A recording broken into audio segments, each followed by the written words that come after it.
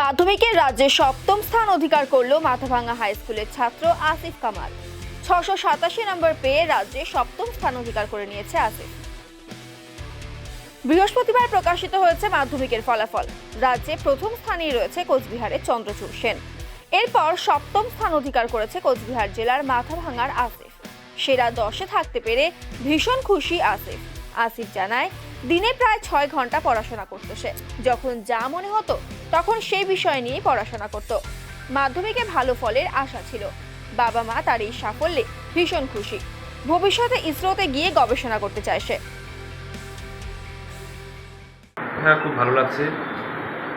বাবা মার অনেকদিনের ইচ্ছে ছিল মাধ্যমিকে মেধা তালিকায় আমার নাম দেখার। বাবা আমার ইচ্ছে পূর্ণ হয়েছে, খুব ভালো লাগছে।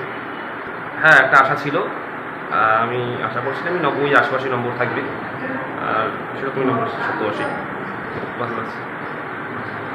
হ্যাঁ, 9টার সময় টিভি খুলে বসেছিলাম। হ্যাঁ, একটা আশা তো ছিল আগে থেকে, আর যখন বললো তখন হঠাৎ করে উচ্ছ্বাস বেড়ে গেছিলো। এরকম কোনো রুটিন ছিল না। এখন পড়াশোনা করার সময় যখন যে সাবজেক্ট মনে হতো পড়ার প্রয়োজন, বিভিন্ন সময় বিভিন্ন সাবজেক্ট পড়তে হতো, তো যখন যেটা পড়া থাকতো সেটা পড়তাম।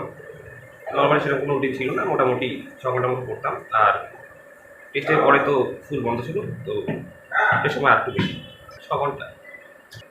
আপাতত ইতিহাসের ফিজিক্স নিয়ে পড়া। আপাতত আমার যেটা ইচ্ছে, আমি এরপর অ্যাস্ট্রো সায়েন্স নিয়ে পড়ে ইসরোতে যেতে চাই, স্পেস সায়েন্টিস্ট হিসেবে।